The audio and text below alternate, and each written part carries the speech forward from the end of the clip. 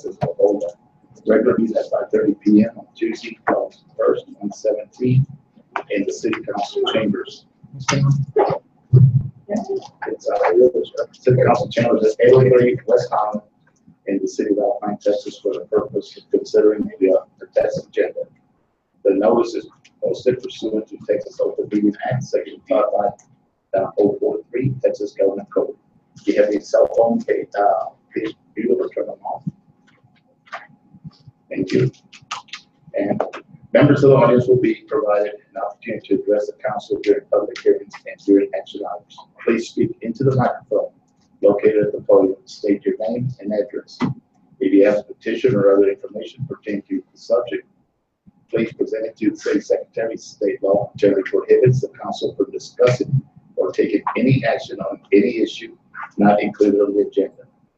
But if appropriate, the council may schedule a topic for future discussion or refer the matter to staff. No personal attacks on council members or city staff will be allowed. Mayor may call a point of order to stop personal attacks, and if the individual continues to personally attack elected official or staff members in the meeting, they may be barred from speaking at future meetings. Call meeting to order. The invocation will be led by the Reverend Secretary.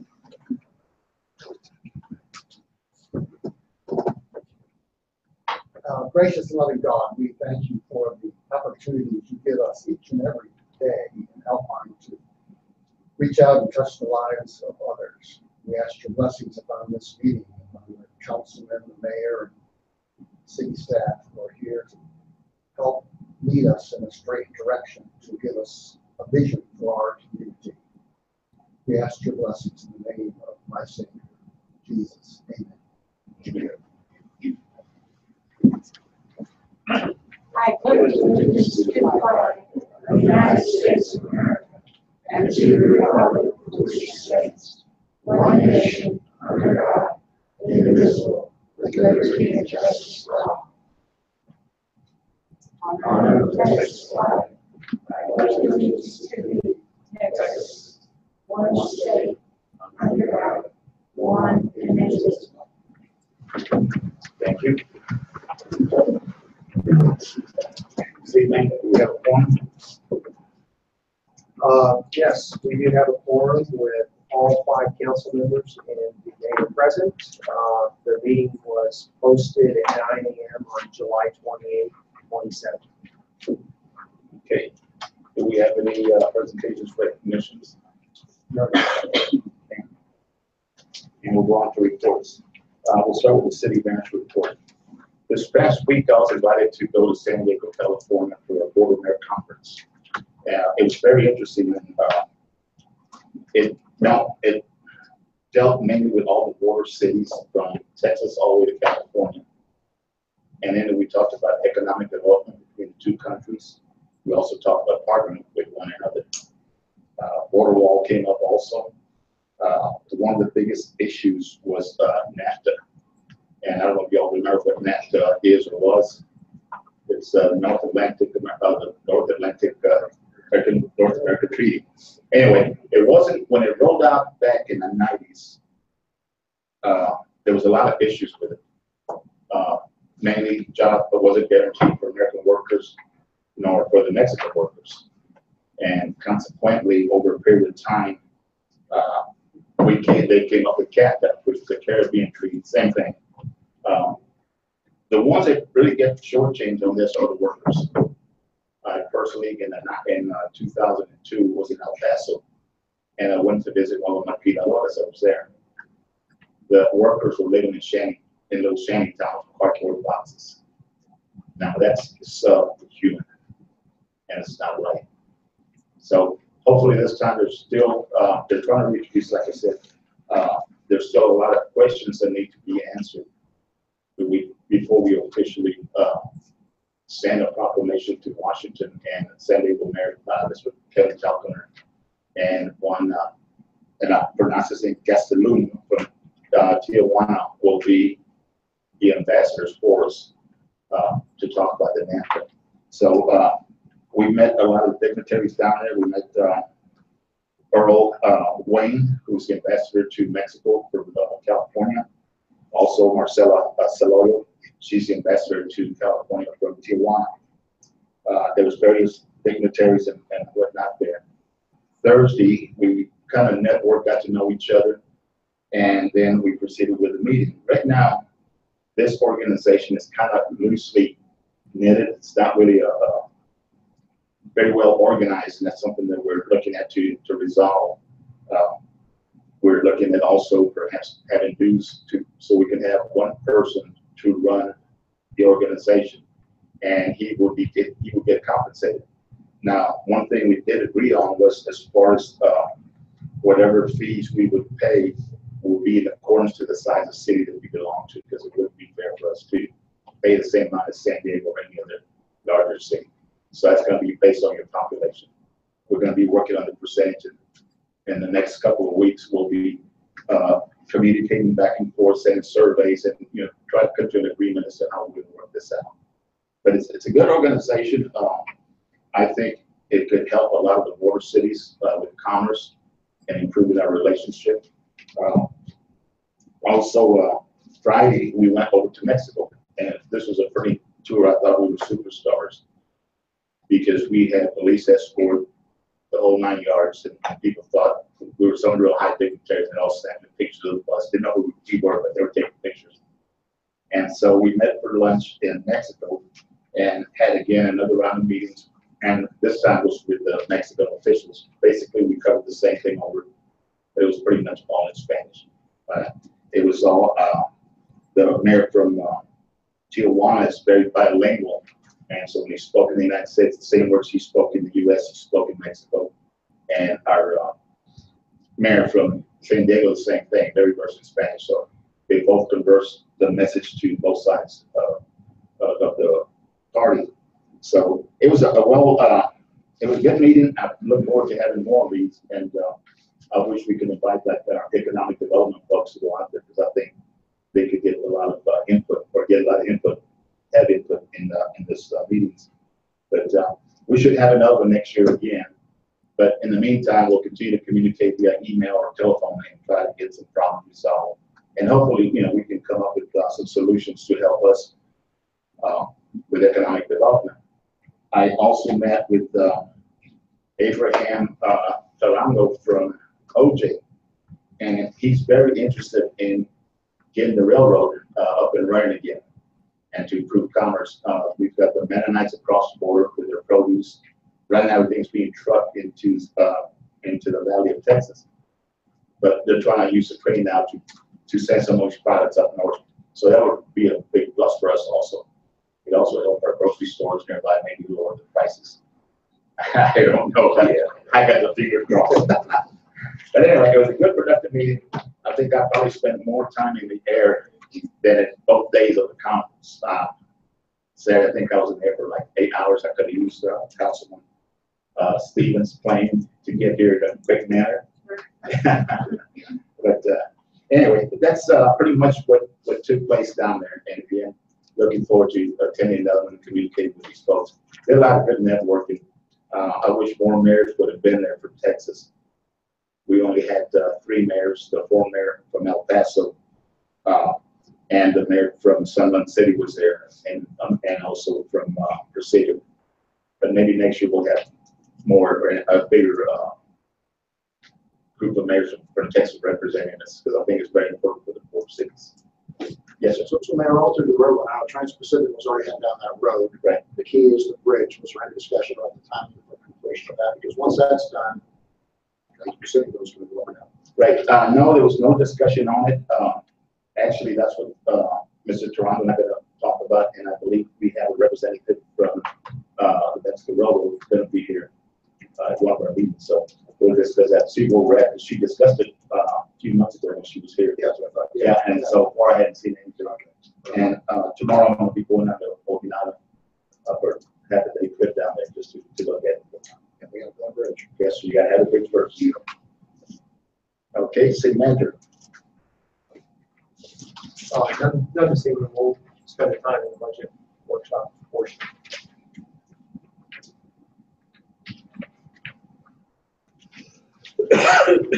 Okay, city staff updates. None. Public hearing? None. Okay, let's go to the consent agenda. These are the minutes, financial reports, department written reports, board appointments, notice to the public. The following items are routine administrative nature. The council has been furnished with a background support material on each item, and or it has been discussed at a previous meeting. All items will be acted upon by one vote that be discussed separately unless requested by a council member, in which event the item or items will immediately be withdrawn for individual consideration in this normal sequence after the items not requiring separate discussions have been acted upon. The remaining items will be adopted by one vote. And Mr. Mayor, yes, I propose we approve the consent agenda as written. I'm second that. motion's been made and seconded. Any discussion? Seeing none, all those in favor, raise your right hand. All those opposed, like sign. Motion carries. Thank you very much, sir. Okay. Information or discussion items. City manager. Item 7A, we've got municipal court judge, Mr. Chris Sandiford, here this evening. Yes, sir. Afternoon, everyone. Can you hear me? Yes, sir.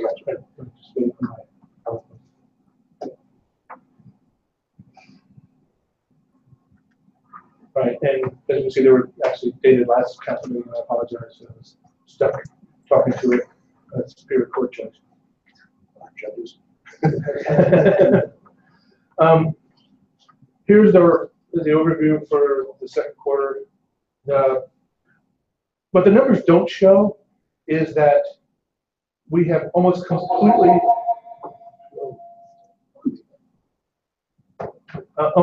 gotten rid of backlog of what I took over, with the exception of the code enforcement cases. All of the age cases that we have now, with the exception of some outliers, some speeding tickets from the people that live in New York, whatever, but that's in the handful as opposed to the code enforcement cases, which are continuing to mount. They're mounting that's not going down. No matter what we do, so far we haven't been able to successfully get those moved. In fact, last 2 months ago, Councilor Stevens was there and nobody showed up. And this last court session, we had a half day just for the code enforcement, and 3 out of, I think, 27 people showed up. So, and one of those was a tenant who was saying that his landlord was going to take care of it. And so it wasn't even the person we actually served to show up. So actually only 2 out of the 27 who had been cited had actually showed up. And Chris, are most of these weeds? They're weeds. Well, they're all the court enforcement. They're weeds. They're junk cars. Yeah. They're others, health and safety things. You know, garbage in the. But I would say more than half of them are high weeds. But you know, and normally I would say that if it was just high weeds from an aesthetic standpoint, it's not that big a deal. But this is West Texas, and it's a fire hazard. Yeah. That's the real reason why Mr. Blanco wants to get some way of taking care of this, is because, you know, even if the council moves to lower the height, that 2-foot tall weeds still could be a fire hazard. So he'd like to be able to get the ability to go in there and do something about it. But right now we haven't been able to come up with a way to get these people to show up. What do you do if these people don't show up? Yeah, you put out an arrest warrant, but if it's an absentee landowner from, well, even from, you know, not West Texas, let's say somebody from Palestine, we're not going to pay to have them extradited from Palestine to here on a $400 fine. So, and they know that. That's kind of, the only thing we can do is inconvenience the ones that we have enough information to issue an arrest warrant. We have the driver's license or a good address for them. Because a lot of them, we don't even have that. What we have is a P.O. box where their tax bill is sent. We have no idea where they actually live.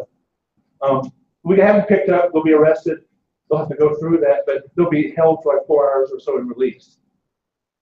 And we still haven't, you know, they still have to take care of the problem, which is more than getting the fines, it's actually getting them to remediate the issue.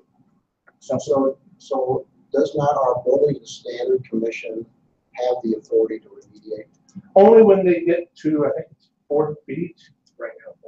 Okay, so we change that, so that gets to 2 feet, then building standards could take action. Then we can take action. Fine. Right. Okay. And then that particular week, we still have the problem with the junk cars and stuff. And the only way to address that would be if it was changed to a court of record, but that's up to you. And that would be an evolution. That wouldn't happen immediately, because we have to do everything required to become a court of record. But then through the civil side, we could reach out to those absentee landlords to get judgments against them. And when they had liens against their property, they would, that would bring them to the table. Next slide, please. Like I said, everything's sort of staying the same. It's been since I came on. We've been at our historical averages. We had probably going to have a bump over the last week because I was pretty busy. But then, from what I understand, every year during Viva Big Bend, the magistrates get a little bit busier. Next slide. Next slide. Thanks. Here, like I said, the inactive case backlog needs reduction. We talked about that. And the enhanced enforcement options. We are, if we can, we're putting that KPS warrant to try to get people picked up. The other problem with that is a practical one. If you're a sheriff's department, say in downstate Illinois, and you've got a Class C misdemeanor KPS warrant from someplace in Texas you've never heard from, unless you just happen to run into the person, run it, and pick them up, you're not going to go get them on this. But we are sending them out, so we're making what efforts we can. Next slide, please. Okay, this is actually, Kelly has now actually attended the Texas Municipal Court new judges and first orientation, and has come back and told me that after talking with the staff at the TMCEC, that she's going to, on her own time, but with a slight amount of, with us being the courses, become a certified court clerk. And I think that'd be the first one in the history of Alpine. We completed our first jury trial cycle. It went well. We did settle our first jury. So we have a couple more coming up at the end of this month. And I think we've got the process down. I'm trying to do something besides just sit at the bench. So I've been talking with like the police department and Robert and everybody to see if there's somewhere where we can work together for them to help raise the visibility of the court, and that I can use them to enhance the court's mission of community service, because the Texas Municipal Court excuse me, League, that's one of the sort of their pillars. Is not just what I do on court days and find things, but the court's supposed to be another part of the city's community outreach. And as near as I can tell, that's never been done. Nobody's ever actually taken the effort to try to get out in the community. So I'm looking to find at least 3 things I can do over the next fiscal year that would actually do that. I think that's it. Does anybody have any questions? We're doing a good job. Yeah. We can prove.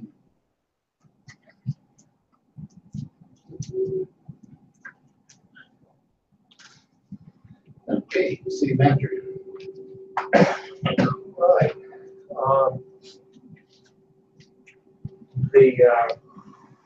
Earlier this summer, we determined we wanted to have a couple different workshops to go through the budget. First one was focused more on that survey questionnaire. As Megan and I were filing some of the thoughts for that, plus some of the goals for the city. We certainly came together with the draft budget. And what wanted to walk you through this evening was just kind of a few slides hitting some of the highlights. Megan got the books out last week to everybody, but I wanted to get a couple of the highlights and then really have more of a Q&A discussion type format. So bear with me as I go through these next, call it 7 slides.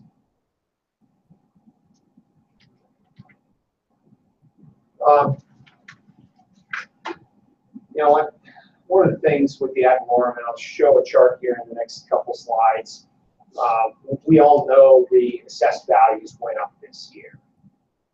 And that's going to require us to contemplate not staying at the 0.5385.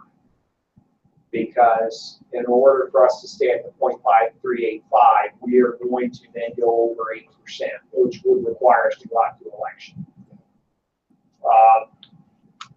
It was like 8.6% or something. Yes. Yeah. You know, on our general fund, really what we looked at there was taking a little bit of an increase, and I'm just hitting the highlights here. Incremental increase on the paving side, trying to get up to that 1.2 million range. You know, some of that is contracted out work, some of that is in-house work. Adding that extra person for PD, public works, as we discussed in workshop 1. Really with the focus on more of a downtown awareness. We get quite a bit of jaywalking down there. We get different disturbances. We've got some visual impediments. We think about some of the brushes and shrubs. You know, TxDOT highway takes care of that. If we can supplement and help out, we just keep the look a little better downtown. What on the ad valorem, we're going to need to really decrease that to 0.535071. That would allow us to stay right at that 8%.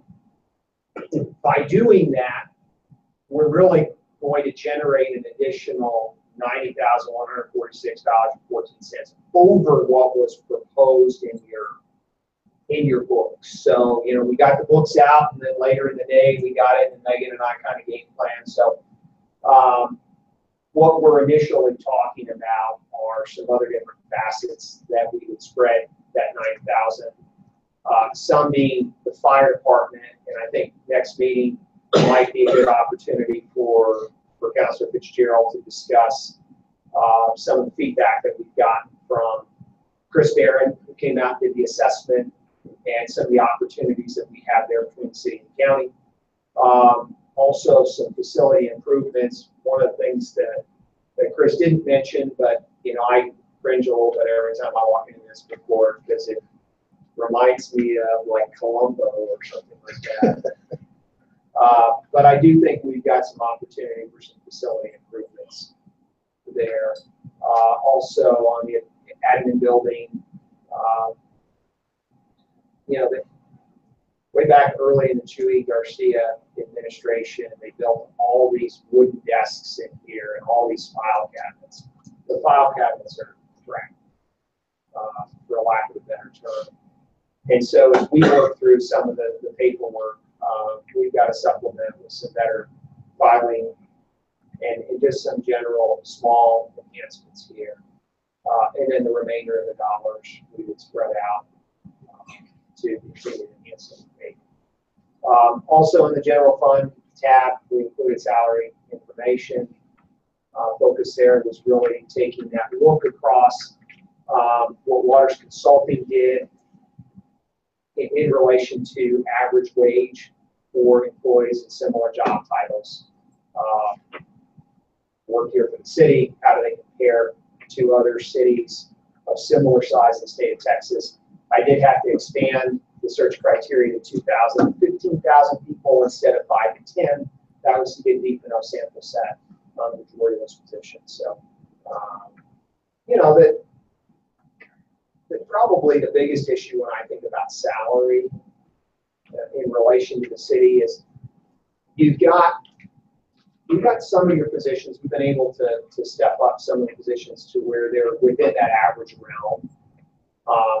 Those that are lower, a lot of them are frontline workers. We tried to really work on how do you incentivize people to come in and get their license and the certifications and have bigger bumps for those individuals based on performance and based on credentials in the job. So that's really, from a strategic perspective, how we handle proposing it this year.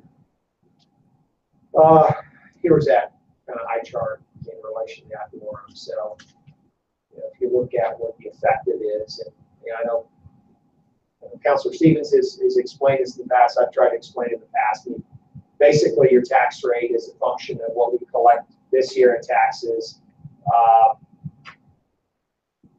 and then your valuations for the next year, and then they come up with the percentage. If you go above 8%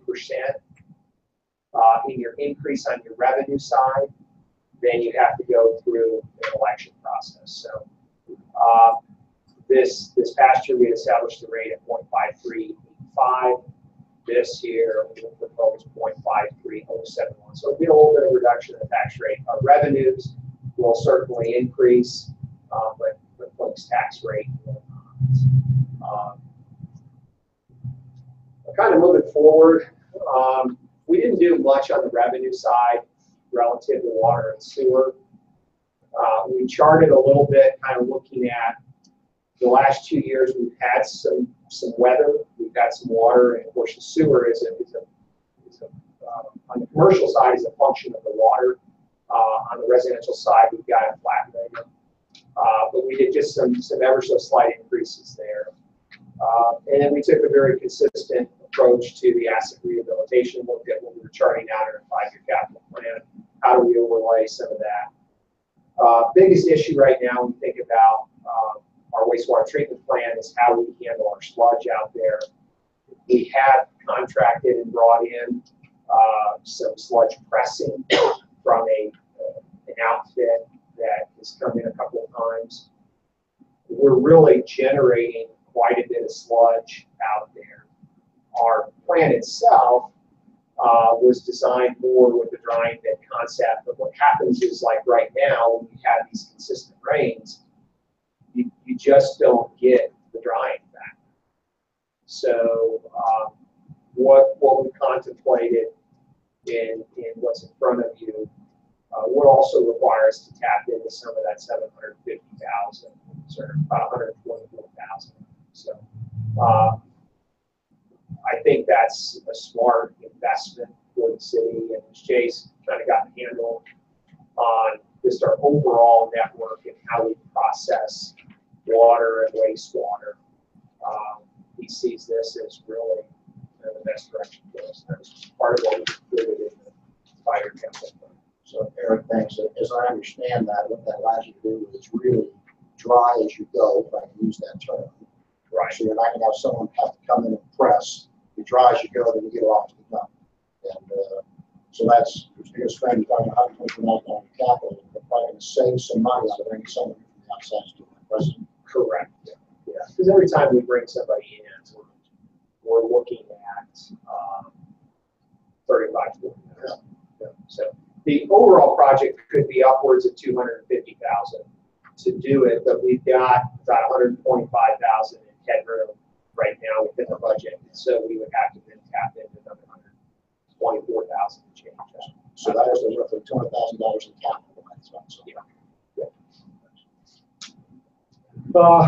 Moving forward, one of the things that on the airport that Megan and I contemplate is, you go ahead and include the equity transfer in the proposed budget, or do you just go ahead and complete that when TxDOT is ready and calls for it? So we're certainly amenable to do either way. But in this, we actually left it out, but we do know that we've got the dollars there in our gas operating account in order to be able to accomplish that task. So, beyond that, Megan has done a lot of work this year on facility enhancements out at the airport, and we've got another one individual finishing up a hangar and another new one, and hopefully we can attract a couple. Hotel occupancy tax. The revenues this year were very much aggressive compared to what we had projected. I think as generally as the economy improves overall, we see more tourism here. And one of the things that Stuart, Chris, and I talked about was, you get to that point where that hotel occupancy tax, 50% or more is by law has to be spent on advertising. So do we go out and create a larger advertising play for the city? And so that's something that we're getting feelers out to, the big magazines, the Texas Highways and Texas Monthly out there. What is an advertising play? If we spent $25,000 in a year, what does that look like? What is that going to be? So we believe that there'll be headroom to behave in that way. Applications will go out this week for the local events. We've been tightening up some of the language in the cover letter that we send out, making sure that the folks are aware. If you advertise in the local, like the Alpine Avalanche, you only get a portion of that reimbursed because it's only a portion of the readership that's outside of this area that would come in and travel here. So we're just making sure we have some clarity there. But, basically, from a budget perspective, as they've done in years past, we'll approve the budget amount, the revenue and expense, and then we'll come back with the overlay in September on the allocations within that. So, the budget shows $700,000. That's a huge step up. But also, it's interesting to know some of the hotels are going to climb a lot. right. I'm not surprised by something. And we're on track to do probably over 650 to 660 this year. So, I mean, if we won't, we're not even projecting as much of an incremental increase next year as what we've had this year. And, we certainly know Pumpco has finished their project, but we're seeing other drivers in the tourism. I mean, we saw that with Big Bend this last week. I think Councilman Cheryl and I were talking, a week and a half out, all the hotels were solid booked. So the other thing that we're getting is more of the VRBO, Airbnb. We're getting them online. They're starting to collect their fees and pay in. So we're seeing more folks in that environment too. So, and that's critical for the community. I know sometimes there's always a little bit of resistance when you bring somebody new online, but you've got to emphasize to them that, hey, you're benefiting from the advertising and tourism coming in this area, and it is a pass-through. People, whether they're staying in an Airbnb or a bed and breakfast or a hotel, that percentage that they pay is simply a pass-through. With that being said, you've had an opportunity to digest and think through the budget. Any questions?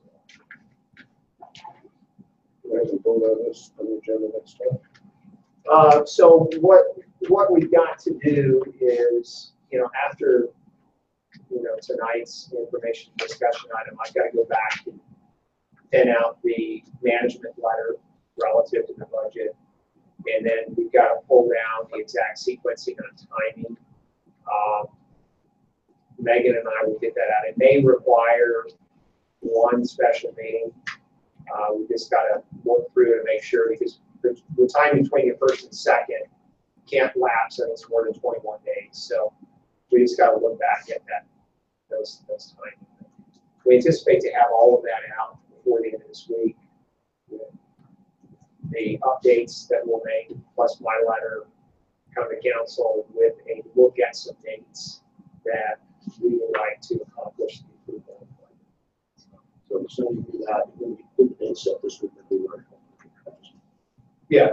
And this year, actually, we're in a better position than we were last year because, in all honesty, like last year, I was worried if we didn't get the things approved, and you hit that certain time, then you have to revert back to the previous year's budget.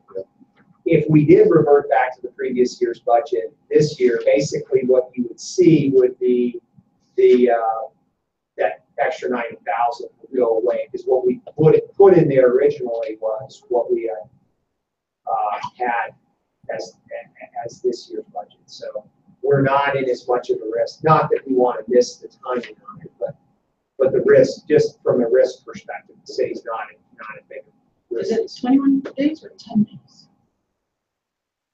We'll see. You're asking me questions that I have to detail and send to you, so I have the exact. Just because that's what we're doing. days. Yeah. 10 days to get that in place. Yeah, and we have certain postings, and then we've got to get, the form chart in the newspaper so that the citizens have the ability to see that. But Megan and I will tidy that up Wednesday, Thursday, and this week. Now, so when you add it all up, have you done that yet? You already done that? Well, we're over 12 this year. No, yeah, I expect to be over 12, yeah. 1.997 last year. Megan's got her calculator, fingers dancing back there. Well, I'm going to say it's 12.4 and a half. Okay, well, and the reason I asked was trying to think about, given HOT's going to be up a couple $100,000. Yeah. Given additional tax revenue, that's what I expect about 12.4. Right. Yeah, we got 150 there. We've got a little bit more in enterprise. Yep. And then we've got another 90,000 on general. Okay, thank you.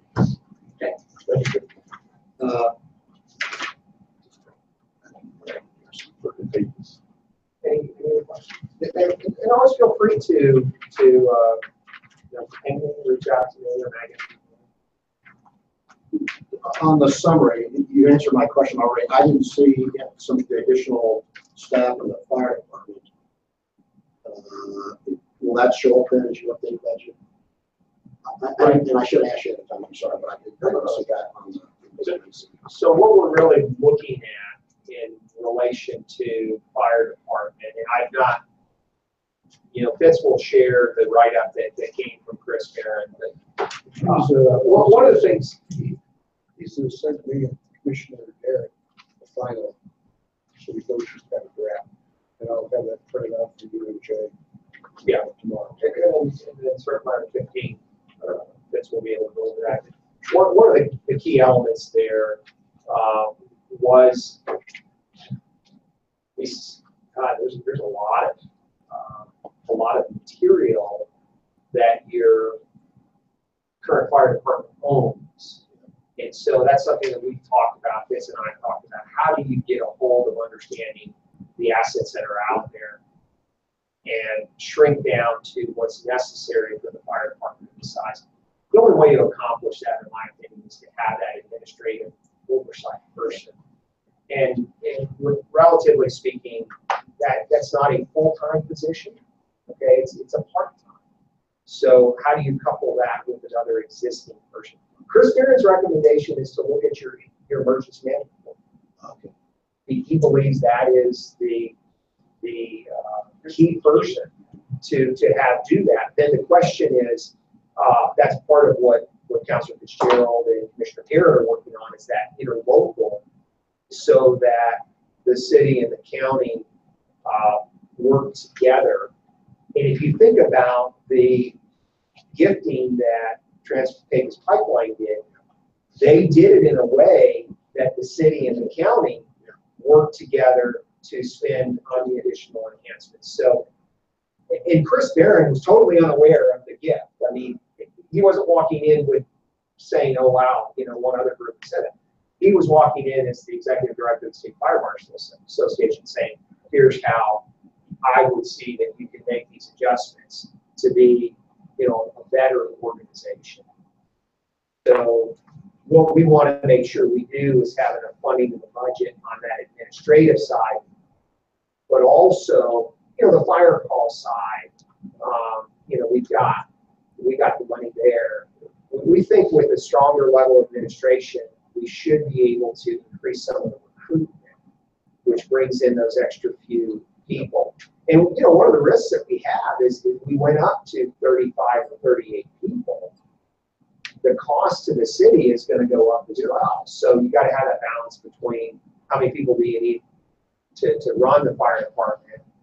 It's one thing to be fully staffed. It's another thing, maybe 28 to 30 is more of the magic number. And then we're meeting the requirements and the needs of what we see from fire, but we're not overspending as an organization. So, and that's part of where that administrative piece is so critical to us, so that when we look at it from a quarterly perspective, or council's looking at it from a quarterly perspective, they can say, you know what, we've got the right people, we've got the right assets, here's how we're responding to the fire calls. I think it'll come together. Make another copy. Read it. That'd be great. I think it'd be nice if we had the two things come together, the budget and the interlocal agreement. Well, if those all got together before we kick off the new fiscal year, that'd be wonderful. Yeah. Well, okay. It's like 19 pages. I mean, yeah, you did a heck of a job. Cool. I really did. Good. Yeah, we should all have a copy of it, and also I think it's, you know, he's right about the EMC being the coordinator. To see what equipment is needed, what we're surplus, have a surplus line, and this trip down some. But, you know, I've always said that he's the man that's right there on site, and so he should have a better idea on that. And then he made you a sheet as well. Yeah, well, he or she, that's correct, that. I didn't want to be, I'm going to be politically correct, but, you know. No, there's some good ladies in the industry right now. Oh, there are, but I'm just saying, what are the agencies is? Yeah. So just another, the tractor moved from this year to next year. I saw. So we're targeting another.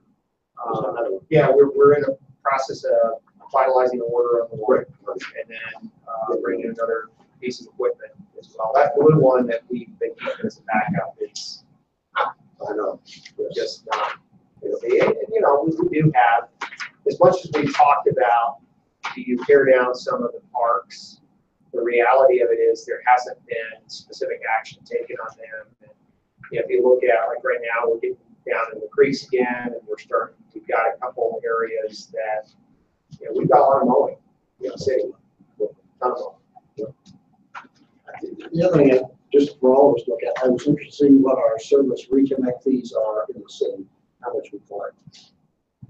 You know, just in water, it was like $30,000.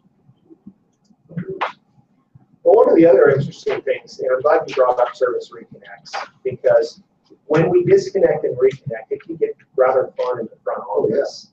And so we did get the cameras up with audio this week and repositioned this morning.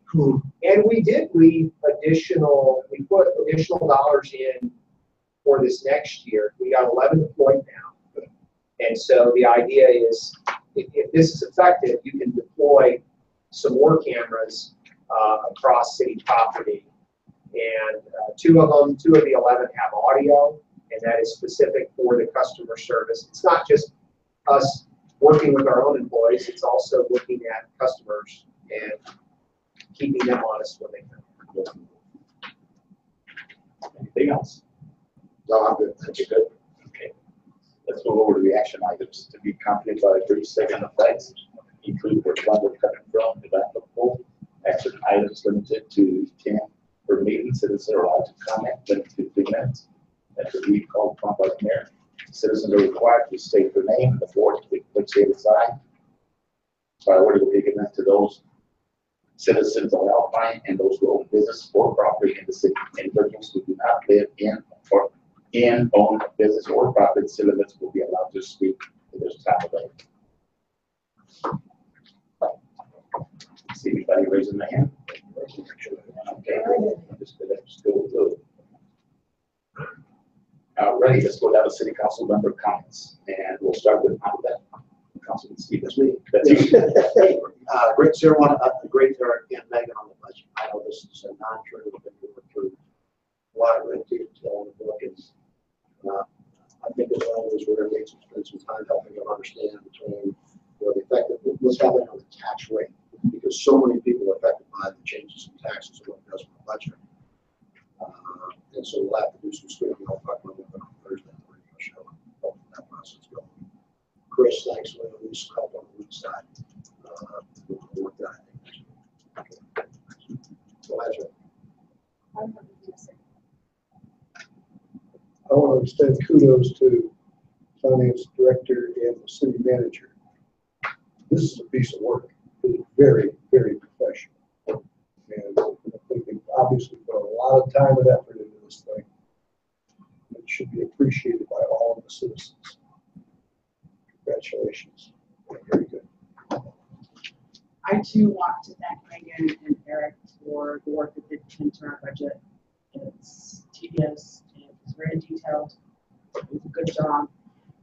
I do ask the citizens that sit on the other side of the sidelines to work with us and be considerate until we can work through this budget. Because we're doing this for not just ourselves, but for our city and our community. Judge Sandifer, thank you so much for your work. We're moving along and doing well. And come to us if we need to get you more help. Thank you. I just want to say thanks for all the hard work on the budget also. Showing up. Senator, glad you're in that position. You're doing a great job. I needed that. I've been needing that for quite a while. Big improvement. And also to all the hard work that went into our finance, to our budget. You know, it's very tedious, as everyone has said, but I think we're in a solid foundation as far as monies are concerned. And I think we'll probably have another balanced budget for 3 years in a row next year. So I'm kind of, so I want to thank y'all for attending this evening. And we're going to be going to an executive session. Yes, sir. Mr. Mayor, I propose that we move pursuant to Texas Government Code Section 551-074 personal matters, that we go into executive session to discuss the selection of a new city secretary and the city manager. Second. Okay. Any discussion? Okay. All those in favor of the motion, please raise your right hand. All those opposed, like sign. Motion carries. We'll be going to executive session at 6:17. Take a 10-minute break. No,